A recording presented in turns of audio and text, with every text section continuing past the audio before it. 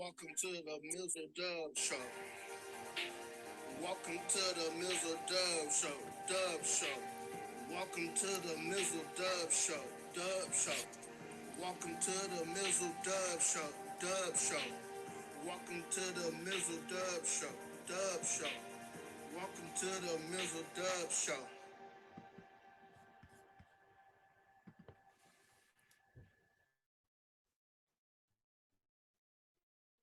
Was going to partake and intake a lot of passion. So if you can't have a lot of passion, you might need to not watch this show because there's going to be a lot of passionate things tonight. And welcome. It is a late night edition of the Mizzle Dub Show. He's Mizzle. I'm Dub. As you can see, Mizzle is preparing for Tuesday night as the fourth banner under the Joe Lake of Peter Goober ownership gets raised up in the big ATM known as the Chase Center on Tuesday night against those dreaded Los Angeles LeBrons.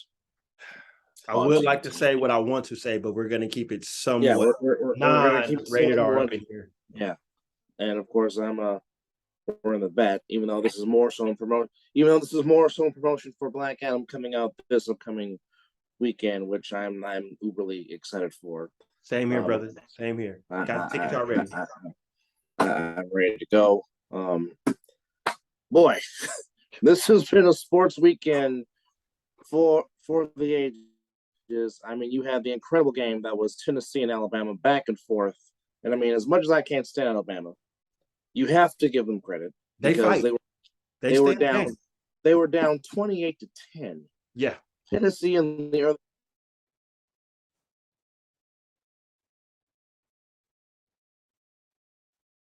Not so fast. I've won 7 national championships. I've won 7 crystal balls for a reason. They came back, took the lead. Well, good old Rocky Top said, no, not so fast. Oh, yes. And kicked the last second field goal. And I swear about 75 out of that 101,000 got on to the field in Knoxville, Tennessee, as they sang Rocky Top all night long. But kudos to the Vols. 6-0. Let me hit my Shannon Sharp real quick for all those fans that rushed the field, and it was just looked like ants from an aerial view. Can't do it. Can't do it. That is too many gosh darn people, bro. No, I'm shocked that nobody got hurt. Somebody had to get hurt. Somebody got trampled. Well, I know the state, or I think the university is getting fined because they charged the field. I don't know why that is, but I think they stopped that though, for the simple fact of the matter that people would get hurt. That's why they kind of outlawed rushing the field, because it used to be a thing anytime somebody got upset. So you see less in that. But really, I don't care about that rushing the field. Tennessee took down Alabama. Yes, which I picked Tennessee to win that game. So that was well deserved. Yeah, I'll rush the field for that. Yes, anytime. Because guess what?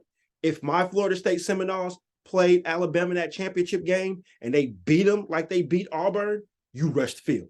You rush the field because you beat the best. Can't argue that. But also, well, first off, we'll dive into this a little bit. I know you didn't see the fight.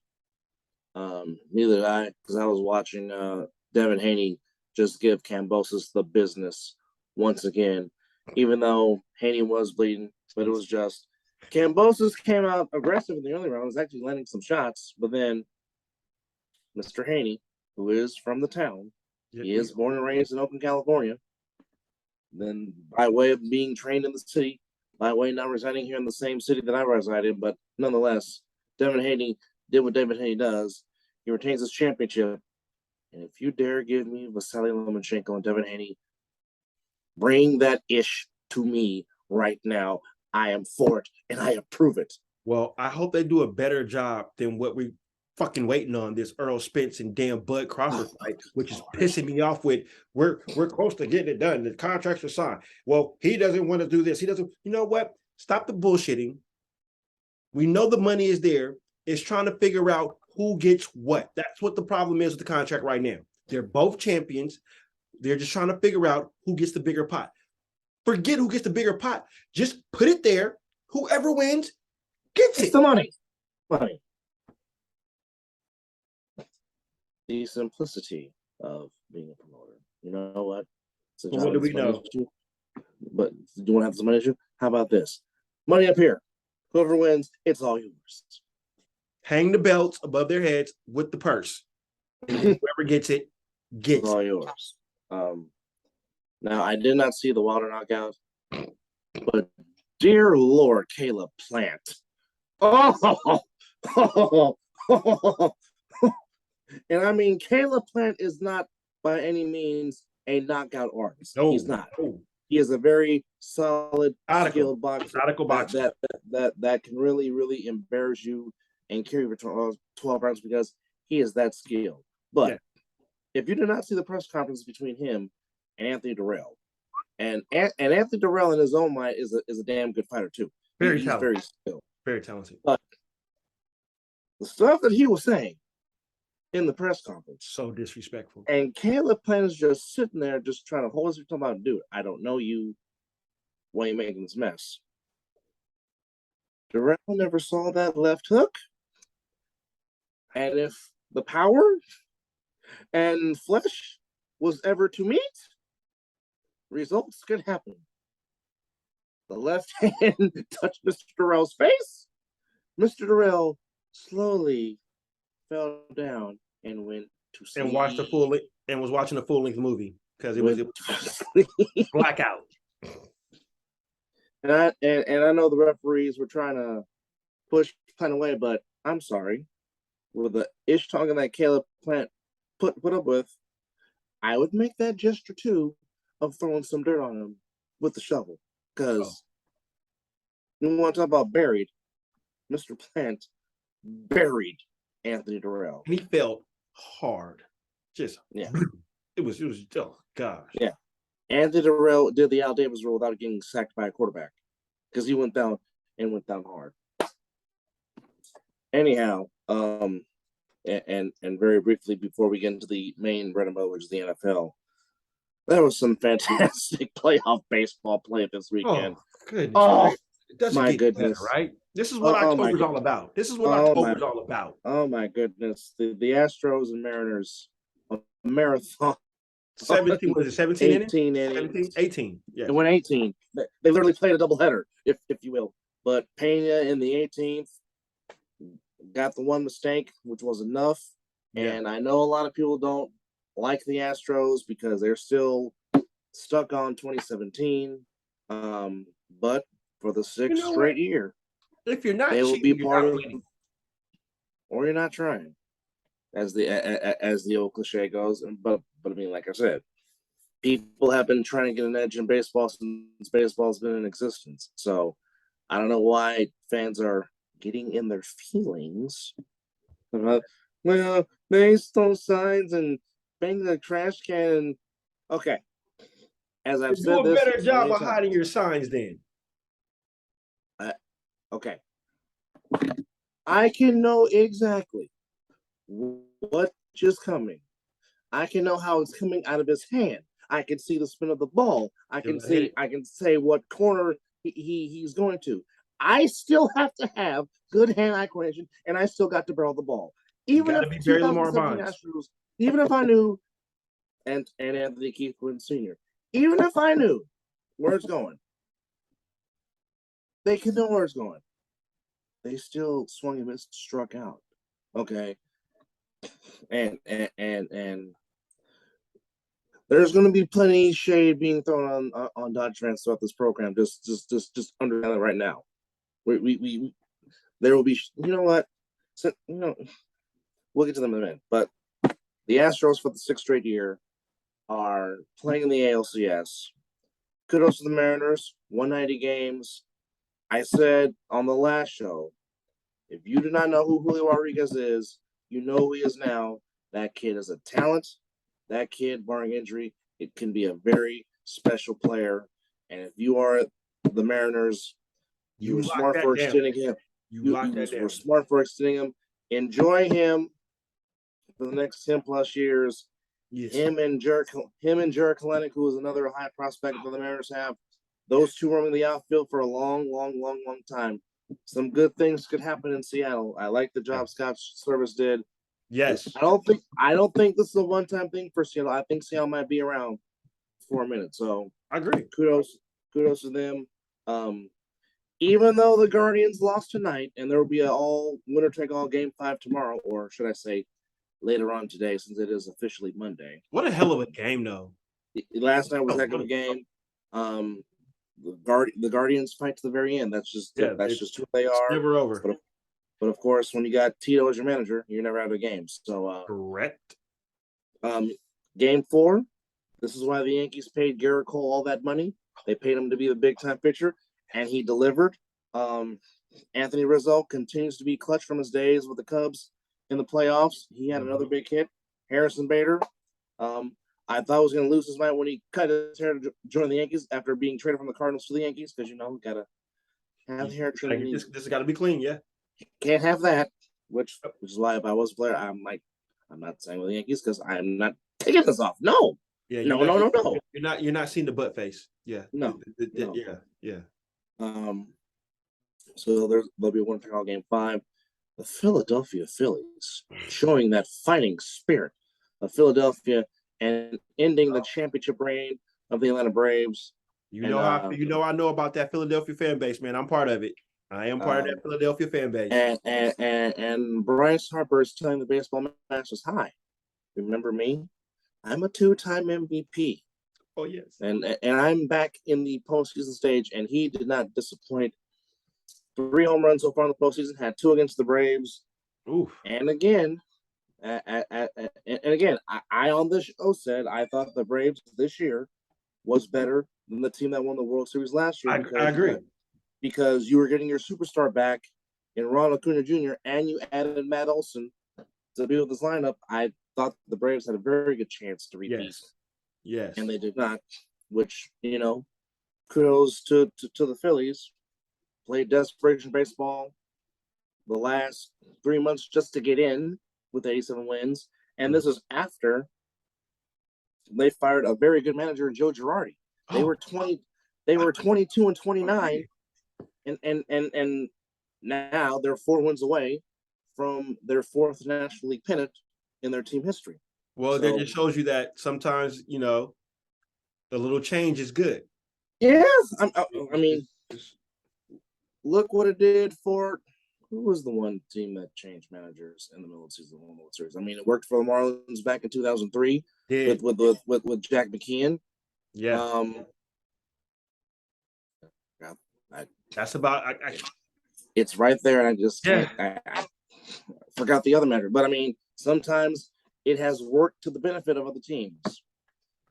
Agreed. And then what really made the nightcapper great for me on Saturday evening, the San Diego Fathers, who found a way to just stick it to that team that wears blue, that plays in Los Angeles. Let me stop you right there, Roscoe.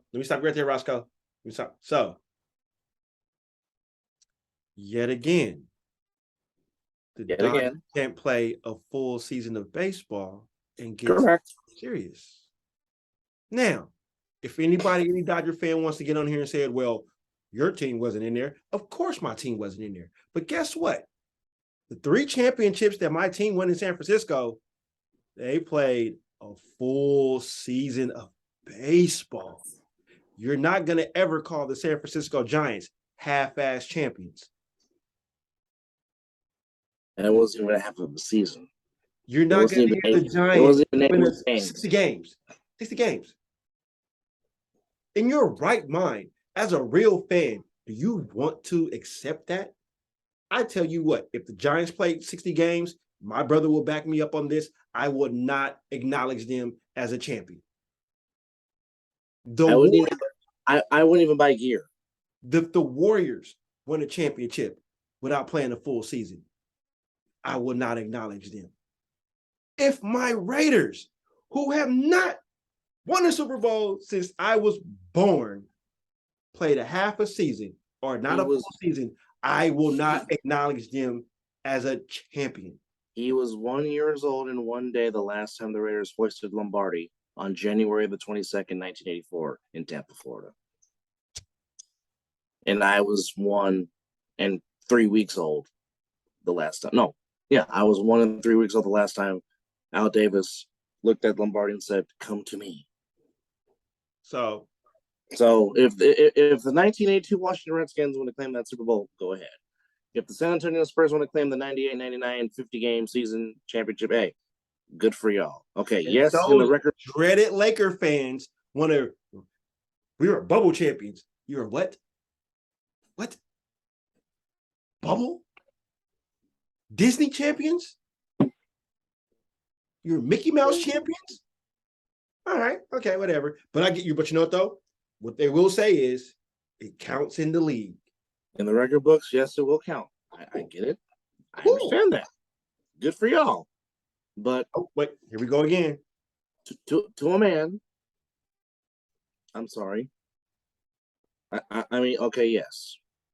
I can't do it, bro. I can't do it. Circumstances, I get it. I understand it. But okay. We all know if this was a full 82 game season, Anthony Davis would have pulled the Anthony Davis by the third game, and would have missed some time, like he did the next season. What happened against the Phoenix Suns? Anthony Davis, and the Phoenix Suns went on to march to the NBA Finals before choking that away against the Bucks. But no, bubble champion, Disney World. So, with that said, as I said in pre-production, I couldn't be happier for Bob Melvin, who had some tremendous teams when he was here with the A's managing, and just couldn't get it in the playoffs. But what did I tell you though? If the A's management would have just backed the hell up and let that man coach that talent that they had, instead of the A's always do what the A's do, get talent, trade it away for peanuts. Well, it helps to have San Diego what he can do with talent. Well, AJ Preller said, "What do you need?" He went out to get Josh Hader, which at times it didn't work because Josh Hader struggled at times. Well, you gotta get into the groove. You gotta figure it out. Yeah. I mean, when the Milwaukee Brewers is the only thing that Josh Hader ever knew, it was tough to adjust, no question. But this is why he went out to go trade for Juan Soto for moments like this. And I mean, the at-bats that Juan Soto had until the at-bat where he tied the game when the Padres scored 5 in the 7th, Soto was having some good at-bats, and there was nothing to show for it. And you just had a feeling that Soto was going to get that hit, and he got that hit. But here's what I don't understand, and I know there's a lot of Dodger fans, some I know, that really want Dave Roberts fired as their manager. Why? For what he said? But wait, some of it is a 60-game World Series. So why would you fire him? Some of it is that, but okay. Managing in October is a lot different than managing in April, May, June, July, August. Yeah. September, you kind of get that feel if you're in a pennant race. But October, it is totally different. Okay. I don't need this telling me how to manage. Okay. I'll use this to watch some film of an at-bat of a pitcher I'm going to face. But those that don't understand what he's doing, he's talking about analytics in sports. This is what he's getting at. Analytics. I don't need this saying, okay, it's time to take your pitcher out. Okay. Tyler Anderson, who had a fantastic season for the Dodgers, made the All-Star team, went 13-5, was pitching well through 5 innings in Game 4. The Padres could not solve him. But the moment they took him out, he only went 5 innings. The moment they took him out, though, what happened? Can you explain that? The San Diego Fathers erupted for 5 runs in the 7th inning and never looked back and never relinquished the lead. I mean, I believe that cursed our team in the playoffs too last year. Yeah, because I mean, I go back to Game 5 last year when we were heartbroken by the Dodgers. I would be like, Logan Webb, you go till you can't go no more. See, that's why I miss Bruce Bochy. This is the reason why. I mean, Kapler has grown on me a little bit, but this is the reason why I miss Bruce Bochy. Bruce Bochy tried to go get Bumgarner. What Bumgarner tell him? Hey, coach, go back to the dugout. I got this. Bruce, this left arm's gonna bring it home. and not only that, and I guarantee you what, if they were allowing to chew tobacco still in the league, Madison Bumgarner have a big old. Oh yeah, he'd have some dip and probably. But not only that, Bruce Bochy is a catcher at heart. Well, he's a coach. That too. Here's the thing: what you're trying to say. He didn't use not a lick of analytics. He used his knowledge of baseball, a player, and now transitioned to a coach. He figured all that out. He knew what his players were capable of, and once he saw that, trust me, if Bumgarner wasn't looking like Bumgarner, Bochy ain't walking back to that dugout. No, well, not only that. When you have a Hall of Fame catcher like he did in one Gerald Dempsey. Oh, wait a minute. Talking about the greatest. If Posey is like saying he's got it. If you're the manager, it's like, okay, well, you two take care of that. I'll plan ahead. But Tyler Anderson easily could have gone back out there for the sixth inning because I agree. He was dealing. Now, to flip that, Blake Snell pitched in Game 3. Blake Snell pitched well, like he did in Game 6 against the Dodgers in 2020. That guy. And for the life of me, I don't care what Kevin Cash of the Tampa Bay Rays say. There is nothing you can ever tell me to be like, that's not a reason to take him out. I don't care what the computer says. I don't care that that you had a pitch count in 5 innings. What my eyes saw in that game was he was dominating. The Dodgers can't hit him. He is striking batters out. They're coming back to the dugout, shaking their head. You know what, Blake? Pitch to you can't pitch. Take us home. Take us home. I'm trying to get to Game 7 tomorrow. Take us home. Okay. Bob Melvin took him out after 6+. And rightfully so, Blake Snell got a nice ovation from the San Diego crowd in Game 3. Okay. Then, on top of that, you see Almonte for the Dodgers does not have it. Yeah. You have a left-handed hitter in Jake Cronenworth. You have Alex Vesia, who has ownage on Cronenworth because Cronenworth is 1-for-7 lifetime against Vesia. Why in the hell, if you're Dave Roberts, you're going to have the guy throw one pitch and then you go take him out? So here comes Vesia. Did you say one pitch? When Dave Roberts took out Almonte to bring in Alex Vesia, the count was 1 ball and no strikes to Jake Cronenworth. Mm-hmm. So you're bringing in Vesia into a key moment of the game, and now he's going to come in already behind because the pitcher you just took out for him to come in threw 1 ball. And then Cronenworth proceeded to go back up the middle, score 2 runs, and Petco Park witnessed a mass euphoria. And thus, here we are, 2 teams. The Padres won 89 games. The Phillies won 87 games. Wow. But those 2 teams beat 100 game winners. 3 teams that won 100+. Okay, the Mets, Dodgers, and Braves combined to win 313 games during the regular season. And they're not even. And they each only won 1 game in the postseason. Shut your mouth. And the Padres roughed up Max Scherzer. Yes, the Mets paid all that money to. Yep. Chris Bassett, who's a damn good pitcher, that came from the A's to the Mets. Yeah. Got beaten Game 3. Yep. Max Fried, very good pitcher, got roughed up. Yep. Charlie Morton, very good pitcher, got roughed up. Okay.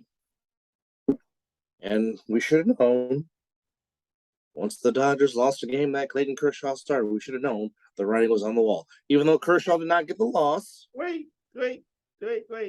Playoff Kershaw always shows up. Well, you saw the picture that I posted. Just put Jordan's face on his face right now. So, with that said, dearly beloved, we are here today to pay one final ode and play one final tribute to the team that plays in blue in LA, winning 111 games, and thus only winning one more game after that, and losing to the team that you call its little brother. Well, the little brother slayed you, and now you can come join us on the couch and watch the NLCS right with us. We have seats. You can have all the Dodger dogs you want.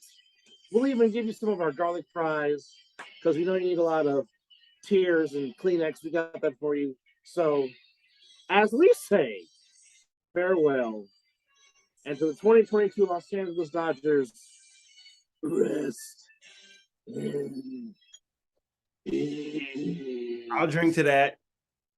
I'll definitely drink to that. I told you this show is going to contain a lot of passion. Yes, I'll drink to that. Yes. If you can't handle passion, you know what? This show is not for you. I'll tell you what. Like I told a fellow member of the show that watches the show, I despise that team. There's only a few teams that hit the H word with me. The Dodgers is one of them. Your damn team follows in that category too. And you know, well, you know what? Put it this way: any team in Southern California, don't care. Damn it! Shout out to the Utah Utes for beating the Southern California Trojans. You beating them, you know what? That team follows in that category too. And guess what? They're not even in my conference. You know, most of the teams I despise, besides the Giants, the Dodgers, not in my conference. Not even my division. Don't care about them. But you forgot another team to mention. The team that our little big brother roots for. Are we talking about those Hurricanes? We are. We're talking about the Hurricanes. See, that's how much I despise them. Didn't even care about them. Didn't even care to mention them. Not even my thought process. What is a hurricane? I get what a hurricane is, but oh boy, who cares about Miami? Oh boy, who cares? Oh boy, I told you this show is containing a lot of passion. Okay, I don't care if my Seminoles are 0 whatever. They beat Miami, national championship. Don't care. Don't care. Gives a damn about Miami. I won't argue that fact. That's how I feel about when the Bulldogs play Florida in the world's largest cocktail party. You know what? I don't even care about Florida either. We're 0-0, but damn it, if we beat the Gators, oh, happy day. Oh, play glory all night long and hunker down. All right, bro. We got to get into the man. We got to get to the man. So very briefly, the Commanders find a way to beat the Bears, and for whatever reason, Carson Wentz just seems to be Superman on Thursday night as he remains undefeated. As he remains undefeated on Thursday night. Yeah. But this is the only thing I have to say about this game here. Justin Fields used his legs to get the Bears to the 5-yard line. And here is my question. And I'm not even a Chicago Bears fan, but dang it, this reminds me of a game that involved my team. For the life of me. Why? You not let this man, you know what, Justin, go to the pylon, use your speed, and just outrun everybody to the pylon. And stick the ball to the pylon. Instead, you call 3 passes. Man, that sounds like That's exactly where I'm going with Super Bowl 47 and why Frank Gore didn't touch the ball one more time after he got you to the 5-yard line. Hello, Jim Harbaugh. I know this. If a certain Hall of Fame coach was on the sideline for the Bears that wore aviators and wore that damn sweater, and you know which sweater I'm talking about? Mr. Mike Ditka. Dick would have been like, run the ball. run. He did give the ball to Refrigerator Perry in the Super Bowl. Yes, he did. Yes, he did. Which pissed off Walter Payton because Walter Payton so badly wanted to score in Super Bowl 20. And that was, and the other cool thing about it, and I'll be brief with this, is Mike Ditka. I didn't know. What do you mean you didn't? You're the freaking head coach, bro. Not only that, Walter was the face of that team. You damn right. Everybody, damn right. When 34 talked, and he didn't talk that much, but when 34 spoke, every member in that roster shut it the hell up and listen. Walter Payton was not a very vocal guy. Not at all. And you see the reverence that the teammates still have about this man, even with him passing in 1999. Yeah. They still hold that man in high reverence. That damn city has him still held in high reverence, even though Michael gave him the most titles in Chicago. Yeah. I would even say Walter Payton is still more beloved than Michael Jordan in Chicago, and that's very tough for me to say given what Jordan did for that city. But damn it, I can vouch for that. I'll back you up on that one. But damn it, you mentioned that name of that city. Sweetness. That is holy. That is holy grail in Chicago. You ain't even got to say Walter Payton. All you got to do is say Sweetness. And everybody gonna be like, "Oh yeah." You say Sweetness or you say 34. Yeah. You know, I'll put it this way. It goes Sweetness. Sweetness is here, and then it goes like Brian Urlacher. You know, Brian Urlacher was a good bear too. Yeah. But you can squeeze in under Sweetness, Dick Butkus, and I'm just saying. What a football name! And we're not even Bears fans. What a football name! Dick Butkus, Richard Butkus. But the Commanders get the win. They go to 12-7 on the year. I'm not calling this a trap game. Because it didn't feel like a trap game, but credit must be given to Arthur Smith and the Atlanta Falcons as they do what my team normally does when my team gets right. And you see he is a very happy man because a lot of my fan base has to shut the fuck up tonight because, like I said, it wasn't a trap game. And guess what? Hold on. Guess what? Certain of your fan base can't blame it on the Raiders. You didn't play. You know what I'm saying you know what I'm talking about when I say that. I know this. I know this, and this is why I'm making this face. Okay. I don't care about them until January 1st, 2023. And then I won't care about them again until 2026. Unless by chance we're playing for Lombardi, then I'll care. Can I ask you this question as we record? Shoot. Because you know, me and you, we talk, we sports, we do all this. How hard is it going to be January 1st? Because I'm not going to text you. I don't, not until it says 0-0 in the fourth quarter or overtime, one or the other. But it's going to be hard not to be communicating that game. And our prediction show, I cannot wait for that show. Woo! I'm foreshadowing. I know I am, but that's going to be a tough day. Well, we're a lot older. We're a lot older now because the last time not the last time, but one of the times that this happened is when Tim Brown went down the sideline on y'all and Gannon put that ball perfectly, and I was on the phone with you. That's when I almost got hit by the car. Remember when I ran outside? But that was a damn good game, though. It was back and forth. Back and forth. Oh my goodness. That was a damn good game. But yeah, Tim Brown hit that Texas route, and he was all by his lonesome, and Gannon put it in the damn slot. Yeah. Which was a good game. I mean, heck, the 2002 game was a damn good game. Jose Cortez couldn't hit the goddamn side of a barn, and it went to overtime. And literally, I'm at your house watching the game. Fans, he literally walked out of the living room because he thought the game was over, and we're like, he missed it?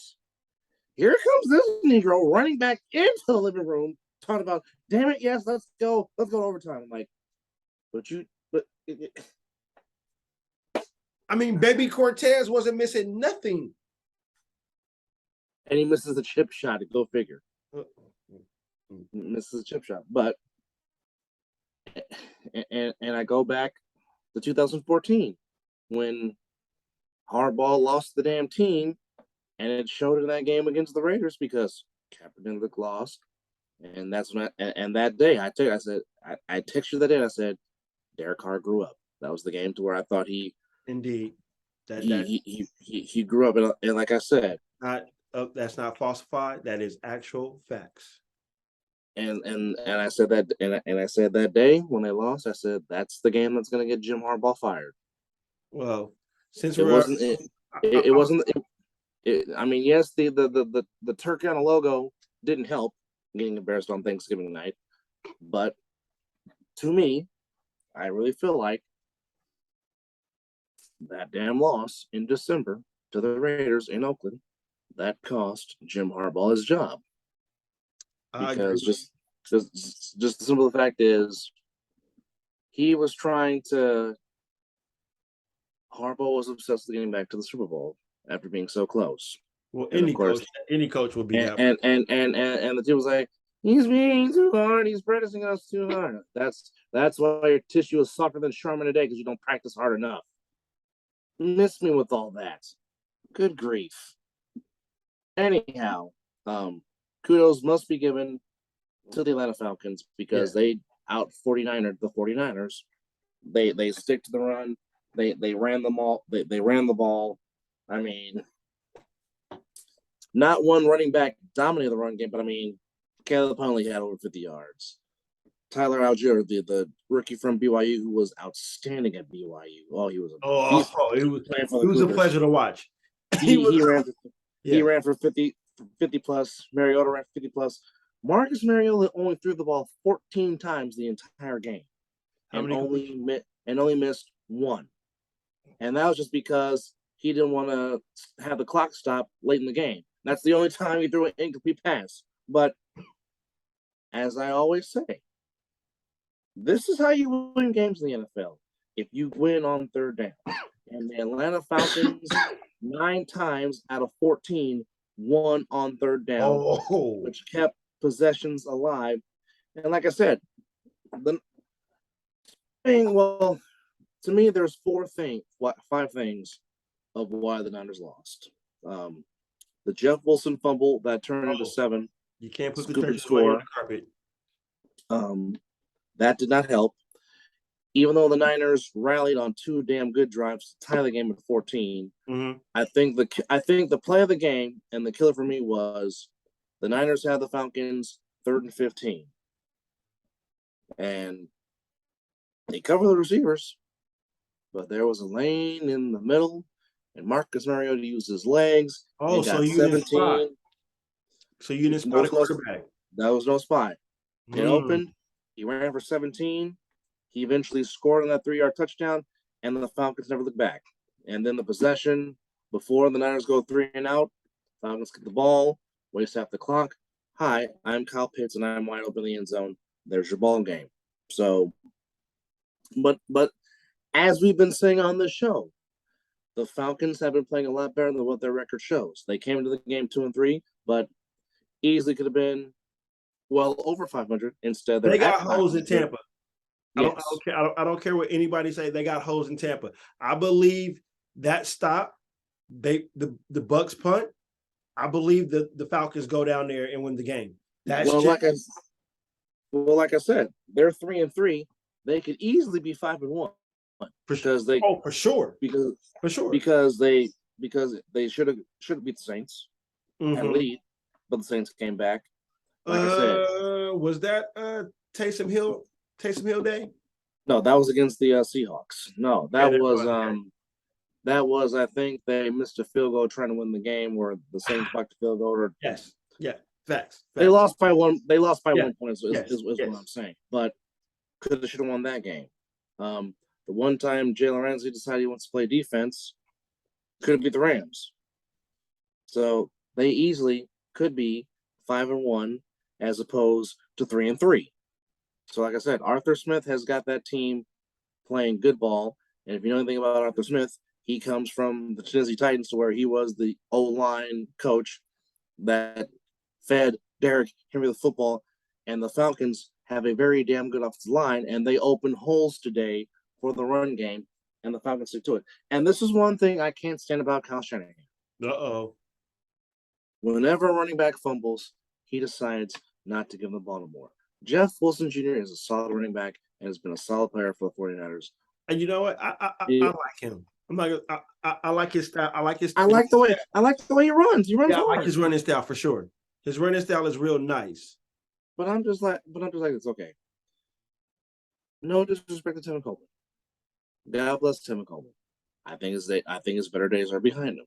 I agree. But you know how your coach feel about players that he's been around in his coaching career. And I understand that. But just like I had to cry, piss, and moan for Juwan Jennings to get some playing time, and he's only been a producer since he finally got some PT. Facts. Can Jordan Mason get some touches? Jordan Mason had a damn good preseason. That's why he made the team. And not only that, he was back in the city he went to college, because he went to Georgia Tech, which is in Atlanta.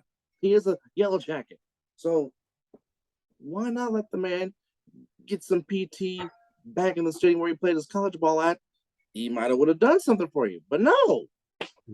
You won't even give the kid a shot. But it's just like, if somebody fumbles, you won't give him a second chance. I mean, that's what happened to Matt Breida. Matt Breida had some fumbling issues, never touched the doggone ball again as a 49er, and now he's off on his fourth team.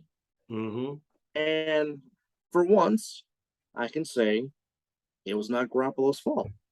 I mean, Garoppolo damn near threw for 300 yards, but having Jimmy throw the ball 41 times is not the cause for success with this football team, because this offense 25 is his max. That's been with previous show. 25 should be Jimmy's max. With the way this offense is, this is not a quick strike offense. They like to methodically stuff the ball down there with a run and go off the play action. I mean, Kittle had a solid game. Brandon Ayuk, who I regret leaving on the bench, would have got me some points. That's why I shook my head when you said Kyle Pitts. Which I actually stirred him, and he actually got me some points for once. Well, I'm deeply moved. I know you are deeply moved, but I mean, Kittle had a solid day. Debo had a solid day. I mean, Debo caught 7, Kittle caught 8, Ayuk caught 8, but there was 3 crucial drops, and 1 penalty that set the Niners back. I mean, Charlie Warner, the ball hit your hands, but as our dad says, him in the wrong spot. But that's a catch you gotta make. Ray McLeod, you probably would have scored on that. You gotta make that catch. Yeah. And Brandon Ayuk, catch the ball before you think about turning upfield. Come on now. And then the penalty where Ayuk was open and made a tremendous play, but got called back for holding. So, like I said, this was the one time the Niners got beat by the other team. But knowing them, I won't be surprised if they show up and beat the Chiefs, because that's just how my team is. Like, when they see a prime opponent, they seem to get up for them, and then a team that they should beat, this happens. But you know what the funny thing is? Got me already throwing up in my mouth already, man. Why? Like, why do I gotta sit here and root for your fucking team to beat the Chiefs? Well, the Orchard Park Bills didn't let you down today, and we'll get to that as the show progresses. But here's a funny thing. Here's a fun fact. As I did not mean to play that song, forgive me. Since Shanahan has become the head coach since leaving the Atlanta Falcons, Shanahan has not beat the Falcons as 49ers head coach. I think he's 0-2. They lost to them in 2019. And, yeah, Shanahan is winless against the Falcons since being head coach. Just want to throw that out there. Rightly so. He cost their ass the Super Bowl. Well, it was him and Dan Quinn, because Dan Quinn was the damn head coach. Coordinator. Dan Quinn's still the head coach. He gets just as much blame. Well, this game we definitely got wrong. The Patriots went into the shores of the Lake Erie and laid the smackdown. And I'm gonna keep asking this question, like you always say: what the fuck's a Bad Bunny? Damn it! Who the fuck is a Bailey Zappi? Well, and gonna be asking that question here pretty soon because he's showing you who the hell he is. Well, if he keeps this up and the Patriots keep winning, yeah, is Mac Jones fearing for his job? No, you don't think so? You can ask the same question with Dak and Cooper. Well, Cooper did the job, and we'll get into him too. But I think Dak is on the prospect of coming back. But Stevens had a solid game. Zappi was 24-34 for 309 yards. Ooh, yeah, he was efficient. So that means he's comfortable. But yeah, he's starting to get comfortable with that offense. Yeah, I mean, that all that means right there is he's comfortable because he didn't have too many passing yards his first two games. So no, he didn't. But this one, comfortable. Yeah. He's comfortable, and that was against a pretty good Browns defense too. Exactly, I'm comfortable. But I mean, he had 4 guys that had over 60 yards catching. Devontae had 4 for 64. Henry had 4 for 61. Jonnu Smith had 2 for 61. Jacoby Myers had 4 for 60. So the Patriots at the 500 mark at 3-3, and Bill Belichick trying to show you that yes, I can do it without number 12. But the Browns go to 2-4. The Browns are 1-3 at home. It's not a good sign for the dog pound, but ouch. Patriots get the win and they go 3-3. But today, the shocker of the day, and the Jets fan himself, Rich Jackson, said, "Damn it, I'm doing it. I don't care. Give me the hat and let me howl." He was lone wolfed it. He lone wolfed it. And the Jets go into Lambeau Field, the not so frozen Lambeau Field. But wait. Not only do they go up in there, they won that game with all 3 phases of the game. Offense, defense, special team. Everything showed up. And I'm just going to say this. It's kind of tough when a coach that took over that team goes 13-3, 13-4 in his 13-3 in his seasons. They look lost right now. I mean, not to take away from what the Jets did because, oh my goodness. Hey, Keys, we told you this. 2 years, we're on 2 years with this show. We told you. They're coming. They're coming. Let your coach. You guys are gonna be fine. And you're seeing it right here. 4-2. Go. But here's the impressive thing about that. They're 3-0 on the road.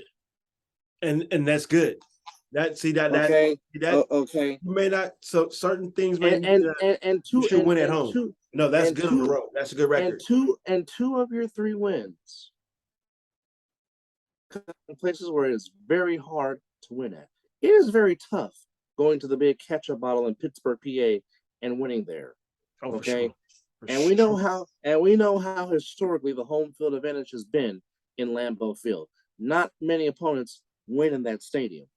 And truth and quiet as it's kept, even though the Browns have been down for a long time, it never is an easy win in the dog pound. It never has been. Never has been. No. Like you get out there with a win, you freaking earn it. But I mean, the Jets 3-0 on the road. That is impressive. Very And impressive. I mean, and Zach Wilson really did not have to throw the ball. Zach Wilson only threw the ball 18 times today. Well, But we've been saying that young man. Go ahead and say his this name. man from Iowa State, Mm-hmm. the Iowa State Cyclone, Mm-hmm. and I was calling for him. Give this man the football and let him eat. And damn it, today Brees Hall 8 for 20 carries for $116. Oh, by the way, averaging 5.8 yards a carry. But there's also this guy named Michael Carter from North Carolina that says, "Oh, I can run too." Only ran the ball 6 times, but he averaged 6.8 a carry. I'm just saying, the Jets are right there, Yes. contending for a playoff spot. Yes. And they stand a half game back in the NFC East because I don't know what's going on in the Hudson River, but something is going on in the Hudson River because not only are the East Rutherford Jets playing some football, Brian Dabble right now is running away with Coach of the Year because wait, stop us if you heard this before. We just said this last week about this man, but not now. Again, we're speaking on him because he beat a very, very good Baltimore Raven team, but it's And once again, Saquon says, "Hold my beer," and I'm back. But on a side note, Kenyon Drake had a very good game for the Ravens. Yes, he did. 10 carries. And you know what? I'm happy for him, even though he didn't stay in Vegas, but that's good to come off that injury he had. You know, that's perfect. That's perfect. Good for him. But the one pass Lamar Jackson would love to have back cost him victory. I mean, the guy, the man jumped the route, and Julian Love just stepped in and said, "Give me the ball and lead us to victory." And again, I certainly do not have the Giants starting off the season 5-1. No, because I mean, they're smack dab in the middle of a rebuild, but Brian Dabble has got this team believing. That locker room is fighting for that coach. They're in second place, man. They're in second place. And I know the fan base is appreciating how they play. They're playing some inspired Giants football. So can you wait for that Eagle Giants matchup? You know how intense it is when those two teams get together because it's in the tri-state area on that Jersey Turnpike heading to Philadelphia. I'm telling you, but I mean, just the passion that Kayvon Thibodeau showed in his video as they were walking back to the locker room, you can just see in his eyes of how he really wants to help turn this thing around. Indeed. And I don't blame him. I mean, the Giants are playing some fantastic football. Fantastic. And kudos once again to Brian Devil. A tremendous job. I mean, you really can't say more. And it hurts because I had picked them as my upset special, and I thought they were going to deliver again. The Colts found a way to come back and stick it to the Jags. Who did I pick? I think I picked the Jags too, didn't I? No, you actually picked the horseshoe. Oh, I did. Let's go. The horseshoe. You picked the horseshoe. Let's go. That was my upset special. And I'm just gonna say the damn Niners could have used Jermichael Hasty because Jermichael Hasty took off and found the doggone end zone. I'm like, oh, they could have used him today since you don't want to give Jeff Wilson Jr. the ball. But I mean, Trevor Lawrence was efficient. Mm-hmm. Sunshine was 20 of 22 passing. Ooh. And Travis Etienne had 86 yards on the ground. But Michael Pittman, give me some points, young man. 13 catches for $134. But like I said, Matt Ryan threw for 309, threw for 3 touchdowns. But the Colts, after looking lost and looking like they had no direction, all of a sudden, the Colts are right there, a half game back with the Titans in the South. And if you're thinking, if the Colts don't tie, maybe the Colts could possibly be in first place in the AFC South. But Frank Wright, Matt Ryan, by the way, get it done. So the Colts go to 3-2-1 of the season. The Jaguars go to 2-4.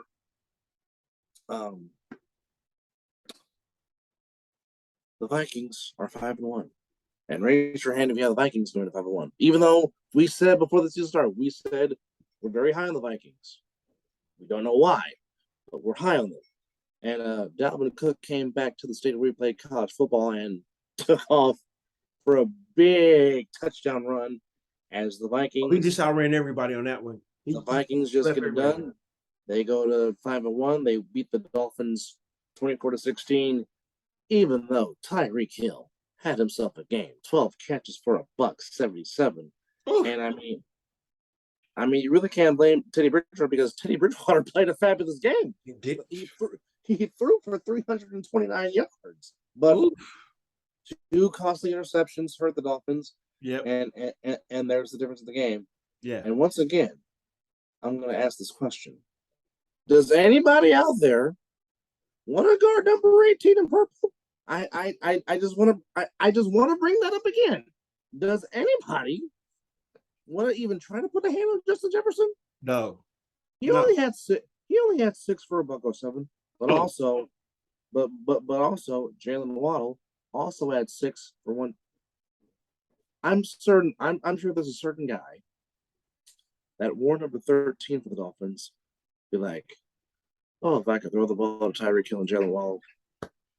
Even though I had Clayton and Duper and we did some special things, but let me throw to the cheetah and let me throw to Jalen Waddle.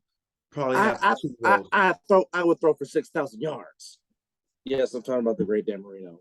If you would have had those two guys to throw to in addition to Clayton Duper, God, the spoiled riches. But the Dolphins suffer a home loss. The Vikings go to 5-1. Yes. They beat the Dolphins 24-16.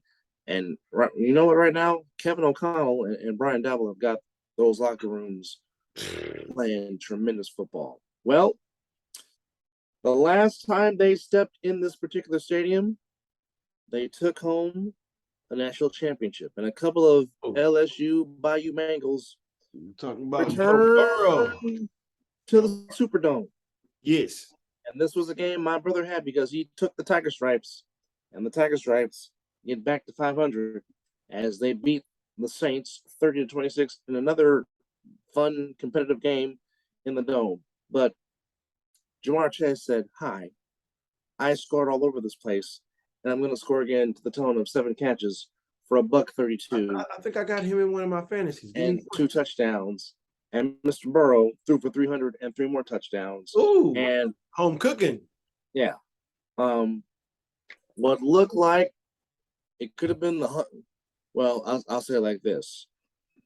The hangover really could affect the Bengals, but the Bengals found a way to get back to 500. Yes. And the Bengals are still in the race for the AFC North, given with the loss to the Ravens. So, I mean, the Bengals just find a way. Alvin Kamara was solid. He had 19 carries for 99 yards. He also got 6 balls for 25 yards. So Alvin Kamara continues to be the Swiss Army knife for the Saints. But it's just coming to the knowledge thing that do the Saints miss Jameis Winston? Ooh. That is the question. But Saints go to 2-4, Bengals go to 3-3, and again, a game we both got wrong. But we said on this program, you never, ever count out Mike Tomlin. And Mike Tomlin said, you know what? Hold this, because I'm going to show you why I have not had a losing season since I've been promoted to head coach in 2007. But then we talk about that on the last edition. We said, don't be surprised if the Steelers find a way to get it done. And as you said, Chase Claypool, welcome back to the NFL. Right? Have yourself a game, young man. As the Steelers beat the Buccaneers 20-18, the Buccaneers are now tied with the Falcons for first place in the NFC South. And I had family members at that Steelers Buccaneers game, and they're Steeler fans. shout out to the family from Southern California. The only thing that I care about. Waving the terrible towel. Unfortunately for Kenny Pickett, he left the game with a concussion. Yeah. Hope he's okay. But Trubisky came in and did admirable. He was 9-12 for $144, threw a touchdown pass. Manageable. Just did what he had to do. Managed the game, didn't give the game away. And I don't know how this situation at home between Tom and Giselle is, but the way Brady was just maiming his offensive line. I've never seen that before. As it was shown on the film, I'm just like, that's is new. Is there more than meets the eye with this situation? Maybe we will soon find out. I think he might be done after this year. But Steelers get the win. They go to 2-4. Good game. And they're still breathing in. Yeah. They may have a shot this upcoming week with their next opponent. It was a struggle. But the Rams found a way to beat the Panthers, as the Panthers were showing Christian McCaffrey on display, and he had 13 carries for 69 yards and 7 receptions for 89 yards, but it was not enough. Even though the Panthers for a minute did have the lead, but Stafford found a way to manage the game, and the Rams go to 3-3 and beat the Panthers 24-10. So as the Panthers are trying to shop Christian McCaffrey, they're now shopping receiver Robbie Anderson, as Robbie Anderson twice got into it with his wide receivers coach, and Steve Wilkes was like, you know what? Go to the locker room. You're done. Hit the showers. Shades of Mike and Vernon Davis. I bench Allen Robinson, he decides he wants to show up and play today and finally earn the money that the Rams paid him. Go figure. But the Rams go to 3-3. The Seahawks go to 3-3 as just tremendous. As normally, Kyler Murray has done well on the road against the Seahawks, and I picked the Cardinals to win. Shows you how smart. Did I back you as well on that one? You picked the Seahawks. Hey, we got to start marking these down. We got to start making the. I want to see having the record. I guarantee you our records wouldn't be so good because we picked some games and we're just like, damn, we got that wrong. But no, you chose well, for sure next season we will dang sure, mark down who we picked and we got to do a wager at the end. Whoever loses got to do something kind of like out of their norm or something like something, you know what I'm saying? We'll figure it out. Yeah. But last week we said this on the show. Even though the Seahawks lost to Sean Penny, like I said, if you do not see Kenneth Walker III play at Michigan State, you need to watch the film. And like I said, we were not going to be surprised if Pete Carroll put him in there and had a solid game. And what did he do? Produce carries, 97 yards, found the end zone. The only touchdown scored in the game was scored by Kenneth Walker. But again, Gino was again solid, took care of the ball, didn't turn the ball over, and the Seahawks, Rams, and 49ers all have identical 3-3 records, but my team is still technically in first place because we're 2-0 in the division. That's the only reason why my team's in first place. But yes, Cardinals look lost. Kyler Murray looks confused, even though he threw for 22, ran for 100. If Kyler Murray and Lamar are both doing that, sometimes it's good, sometimes it's not good. But in the case of Kyler Murray, if he's being the all-in-all, that's not good. But the Seahawks get the win. They beat the Cardinals 19-9. Yeah, Cardinals were kept out of the end zone. And then the game of the day, which we knew was going to be a barn burner, and Tony Romo doing his best Nostradamus impersonation, had the exact score, and it turned out to be the exact score. He said earlier in the game, this has a 24-20 type of feel to the game, and the final score was 24-20. So, in the chat with our friends of the program, of course, Miz was like, "Damn it, go Bills!" Of course, Marquise was like, Go Chiefs. But this time, the Bills would not even have to worry about 13 seconds. Nope. Because fair business. When it came down to it, Von Miller showed why he got paid by the Bills and was a factor in Mahomes throwing that last-minute interception to Johnson to seal the win for the Bills. But Josh Allen just has a huge set of balls and just was like, I'm not going to be moved by the fact that we're an Arrowhead. I'm not going to be moved by the fact that the Chiefs crowd is loud. He made some plays. He made some plays with his arm and the hurdle and the throw he put to Knox in the end zone. You could not put it any better than where he put it at. He pointed to it up. He said, go there. I will hit you right there. Knox saw it, went there. Allen hit him. Because, I mean, the coverage was outstanding by the defender. You couldn't play it any better. But the throw had to be perfect, and it was. And the Bills just find a way to get it done. Allen was 27 of 40 for 329, 3 touchdown passes. Mahomes was 25 of 40 for 338, 2 TDs, but he also had 2 costly interceptions, which really was the difference in the game. And actually, Juju decided he wanted to play football today. He had 5 for 113. Kelsey was Kelsey. He had 8 for $108. Give me points. Stephon Diggs, 10 for $148 and a TD. Gabe Davis didn't have 4, but he did have 1. He had 3 catches for 74 yards. But actually, Devin Singletary, the Bills actually ran the ball today. Devin Singletary had 17 carries for 85 yards, and they stuck with it. So I'll just say this. And we know Christian McCaffrey's being shopped, and the Bills are one of the teams possibly being looked at, in addition with my team and a couple others. I think the Rams possibly might be involved too. But yeah, since the Rams are potentially shipping or shopping Cam Akers, which I don't know why. Don't know why Cam Akers can't even get on the doggone field, knowing dang well that the Rams need a freaking running game to save their life. Because the Rams' O-line is just atrocious. And Stafford is just getting hit like he's back in Detroit. Facts. The man is taking a beating. But not the mic. But if you put Christian McCaffrey with this Bills offense, good Lord. Move up, move out the way. You just might want to place you just might want to have the wagons and get all the tables ready for Glendale, Arizona. Because they're gonna they're gonna blow them things up, man. They're gonna put them on fire, and it's gonna be a lot of Stone Cold Stunners. Yes. DT, suplexes. It was a true test, and we're going to see what kind of test the Cowboys were. But the Eagles just did enough.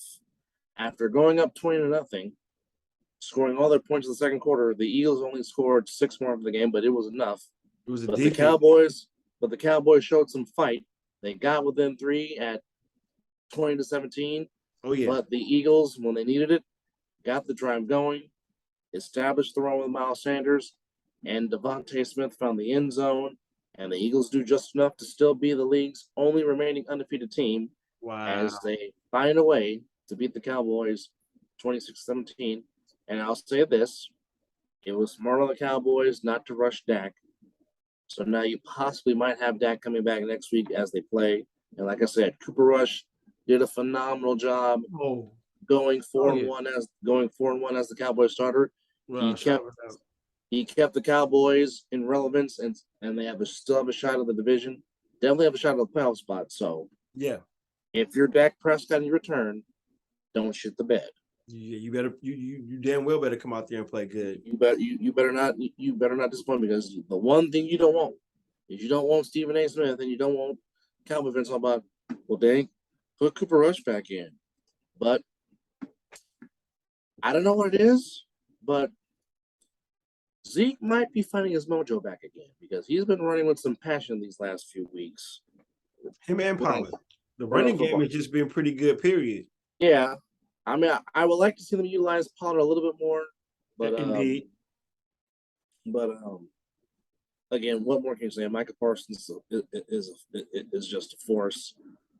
He might get up there to Aaron Donald status if he continues to to build himself the way he's playing.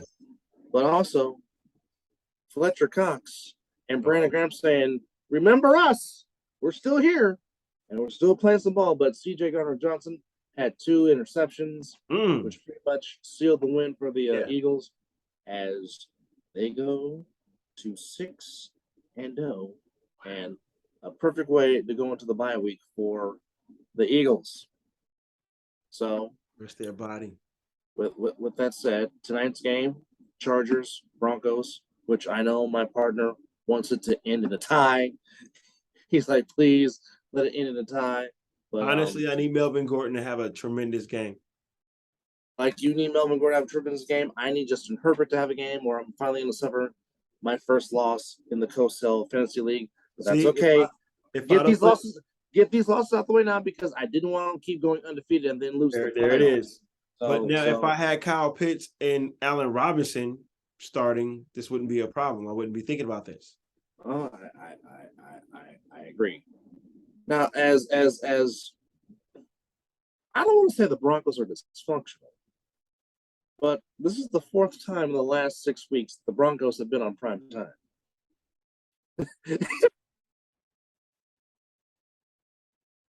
Much to the chagrin of my brother. There could be a meme right now. There would be a meme of his. There would be a meme of his face. But I just think if you are Denver, you definitely want to try to establish Melvin Gordon, considering that you still don't have Joey Bosaman. Please, Joey Bosaman there. I hope they do that. I don't know if Keenan Allen is going to play tonight. I think I read on Twitter that he's ruled out. He's rolled out. Okay, I believe so. Don't. I believe that I read that he's not expected to play.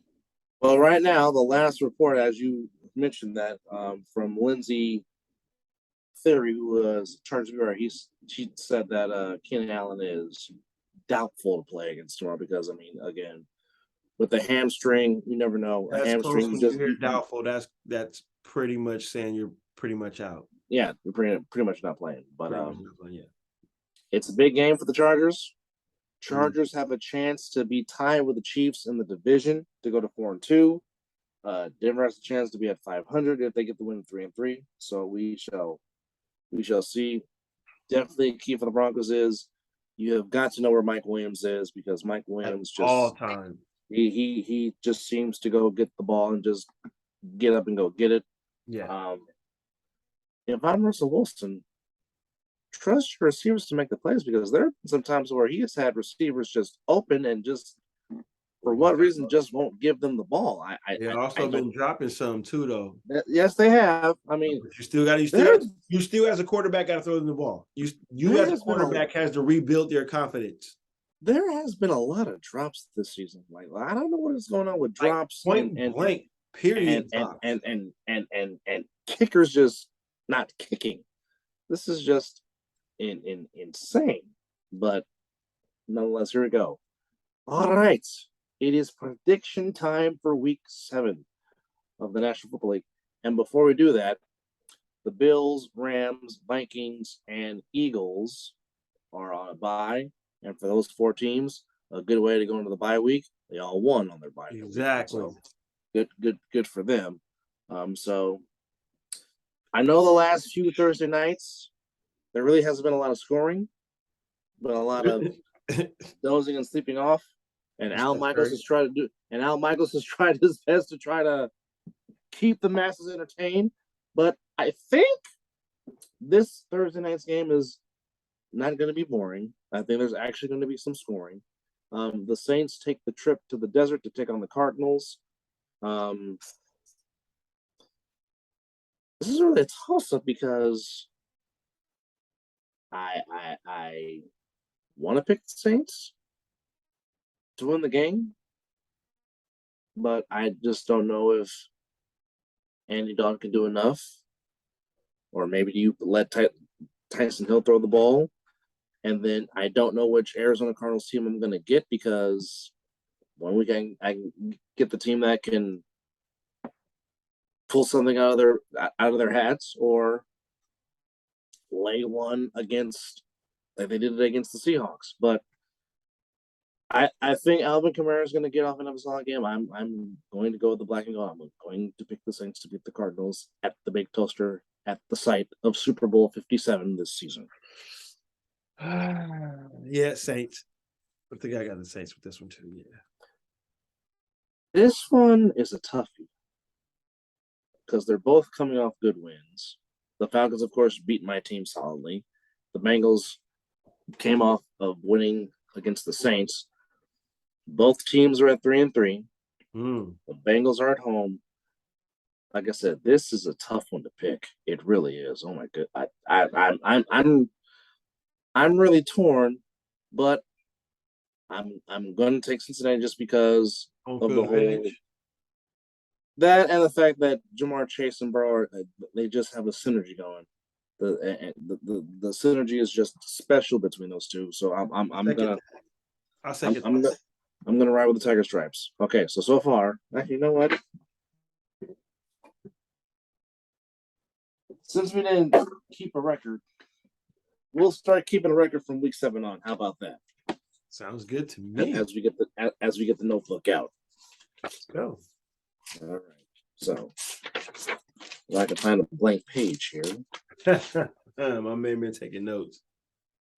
Yeah, well, when you're doing high school football games like I have, and you gotta, take some notes. Well, appreciate the that you dedicate yourself to getting it right. Oh yeah. Which, well, while we got a minute, well, I did do a football game this past Friday, which was Desert Pines versus Faith Lutheran. Turned into it was a unusual game, which I actually pulled the Vin Scully and actually did the game solo by myself. Yes, which is rare. It was starting to become a blowout. Then Faith Lutheran got back into the game, got within 14, and then the Jaguars just closed it out, and they ended up winning by a final score of 42-21. Slight defense, but I mean, there was this cat named Greg Burrell just ran up and down and threw and had 4 rushing touchdowns. Whoa! Yeah, he was big time in that game. First play of the game, took it 80 yards to the house, literally went untouched. It was tremendous. So that's when I was working. I missed that one. Well, the thing was, and I said this on the air, I kept apologizing because we were told the game would start at 7. As we're getting there trying to set up, they're about to start now. So the first touchdown wasn't shown, which I had to explain that during the broadcast when I was apologizing to fans, which I did more than once. And then there was a delay that because of an injury. And so I'm, trying to keep the viewers ablaze of what's going on and whatnot. So far he has picked the same. We both have picked the same opponents. I mean, this one's a no-doubter. Lions and the Cowboys. We know the Lions will play hard. We know the Lions will play tough, but I'm picking the Cowboys to beat the Lions, even though I know the Lions will give them hell. But yeah, Mark, we down with the Cowboys. Let's move along. All right. This one's a toughie. And normally when these two get together, it's normally physical football. Battle for first place in the AFC South between the Colts and the Titans at the big car lot that is Nissan Stadium in Nashville, Tennessee. The Titans coming off a bye week. They should be fresh. The Colts had to fight to beat the Jaguars, but I'm riding with King Henry and the Titans because Mike Vrabel seems to get up for the Colts. So I'm going with the Tennessee Titans in this one over Indy. I'm actually going to go with Indy on this one. Oh, he's going to go with the horseshoe. I'm riding with the horseshoe on this one. He's going to go. I think they can get it because I think they'll get Jonathan Taylor back, and he's a big difference. And that could be that could be a real big difference in the game. This one I'm confused. We have the Packers Oh boy. who look lost. Yes. We have the Commanders that got a win, but it looked ugly. Even though, on a side note, very happy that Brian Robinson found the end zone on Thursday night against the Bears. Couldn't be happier for the young man. And he had a nice, solid game running the football. So happy for him. But I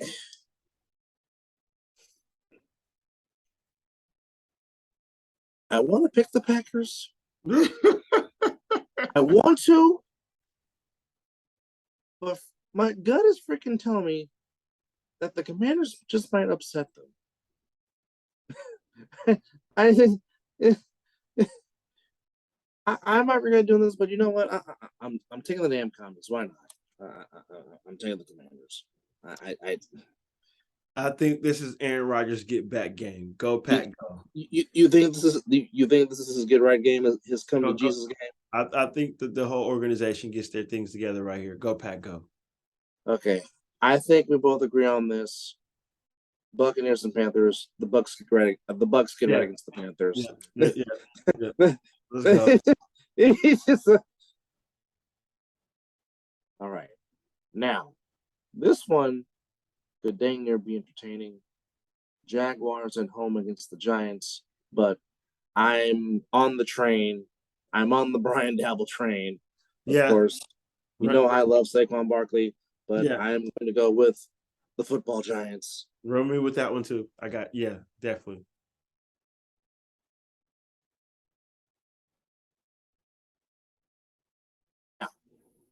This one will be physical. This one will be tough. It's the Browns against the Browns. The new Browns against the original Browns in Baltimore, Maryland. And I know Lamar Jackson wants to get that taste out of his mouth, but I know that Nick Chubb has had some tremendous games against the Ravens when you see that Ravens. But I'm going to say, I'm feeling another Justin Tucker walk-off in the big crab cake. I'm taking the Ravens to bounce back against the Browns. I'm taking Baltimore. I think Lamar Jackson has a good game. I don't know. I forget Jacoby Brissett is the quarterback. So let me retract that real quick. As I take a sip. Ravens. Final answer. Let's go.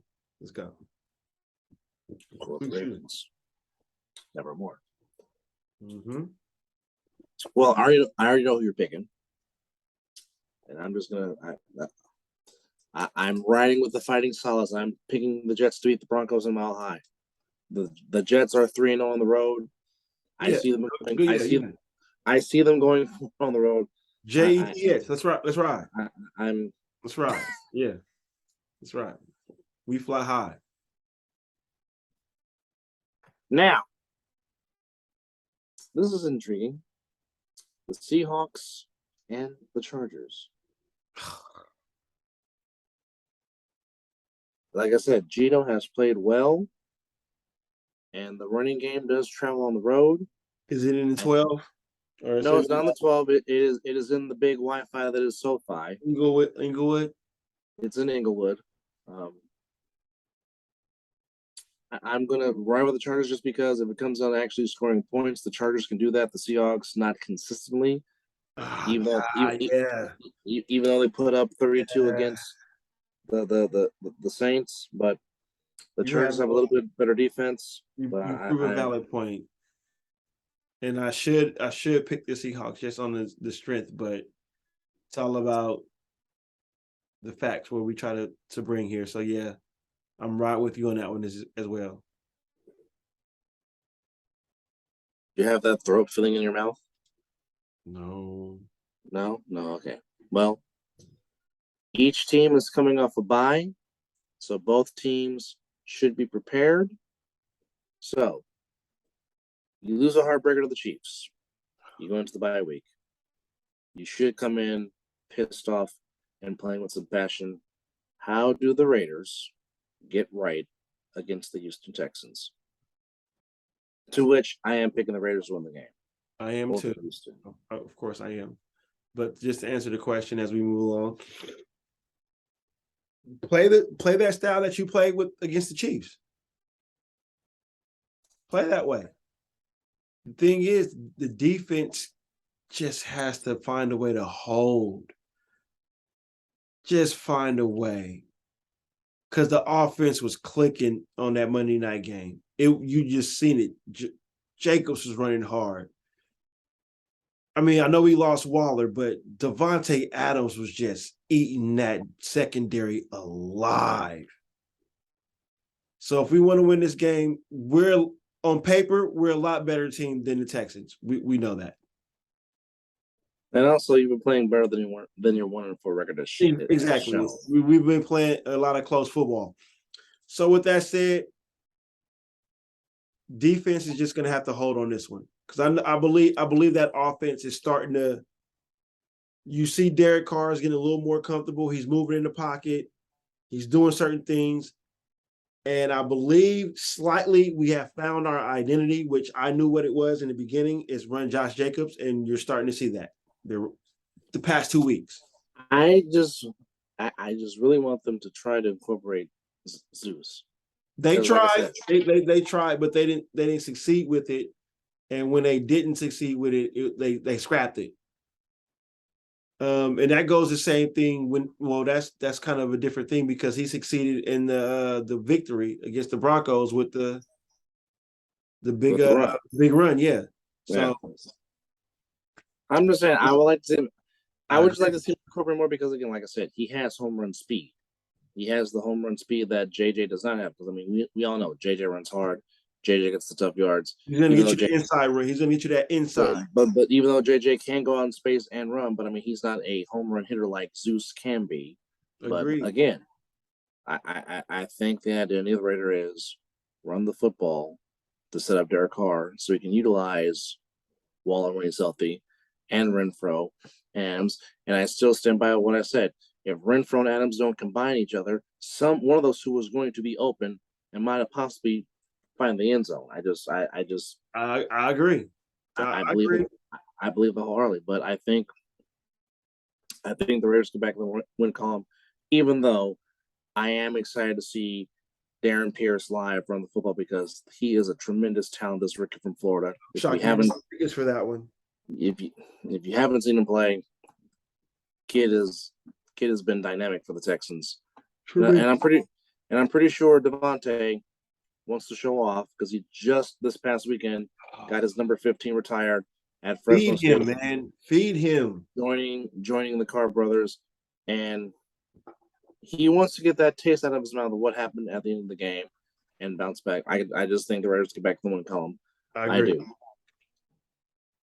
The rematch of Super Bowl 54. We know who I'm picking, and this is like my football team. I don't understand why they do this. They lose a game against like they did against the Falcons, and they see they see a prime team, and they get up for them. I don't know why that is. But as I was telling friends of the program, Steve, Brian, and Devo, as I was telling them, I said, now watch them get right against the Chiefs and beat them. And I wouldn't be surprised if they blew their asses out. Not saying that they are, but it would just be like them. As this pains him to have to do this, but he has to, because the Chiefs play in his division, which is the AFC West. But mark me with your. Never mind. You know it. You just already know who to mark. Yes, I'm just for you in your column. I'm going to write Santa Clara. Yes, I am. Thank you. Just to make you laugh. You're welcome.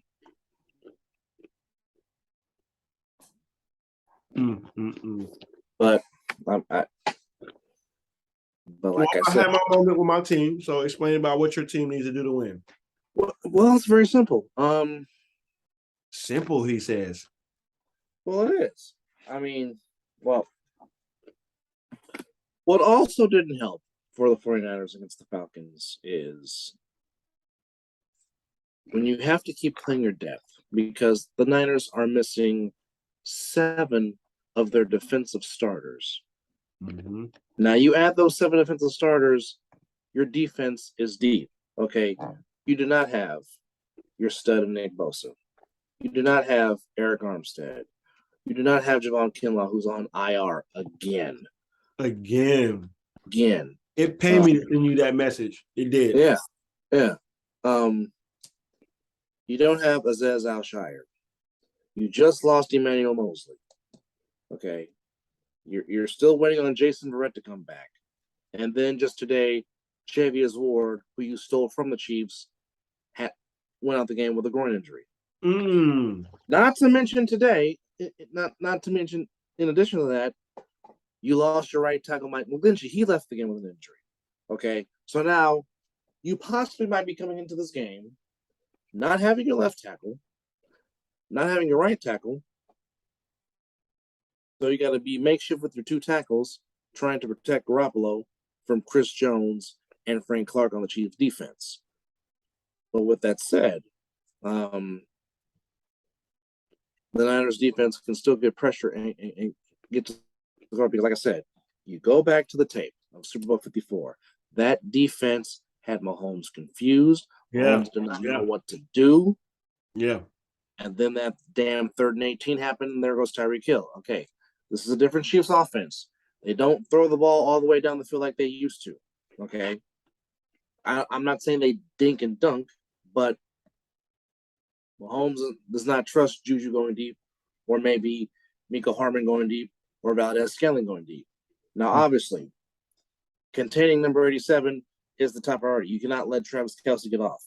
You can live with Juju beating you. You can live with Miko Harmon beating you. You can live with Valdez-Scantling beating you. You cannot let Travis Kelce beat you. That's the one person you cannot let beat you. And again, it's stick to your formula. Stick with what works. Now, like I said, if you can possibly get Bosa back and get another defensive person back, that's going to be the key. The key is who is back on defense. If you can at least get Bosa back and at least get Armstead back, I like their chances better because it's tough to win when you don't have one of or not both. But not having all 3, not having Kinlaw and Armstead to plug up the middle, to have Samson Ebicom or Drake Jackson on the other side of Bosa, it makes it tough. Like I said, when you have a deep roster and you have to keep playing your depth, that's normally not a good thing because your depth gets tired, and then you have to go to your 3rd string. It's just like, oh boy, it's now your barrel's starting to be bare. Like I said, for whatever reason, when it's a prime opponent, they seem to get up for them. Always. So I just don't know why that is. I can't understand it for the life of me. But at the same time, reestablish Jeff Wilson Jr. Reestablish him. I agree. I just want to see Jordan Mason get some carries. This might be the game that Jordan Mason can get some carries and actually can do some things. Like I said, Mahomes is going to make some plays.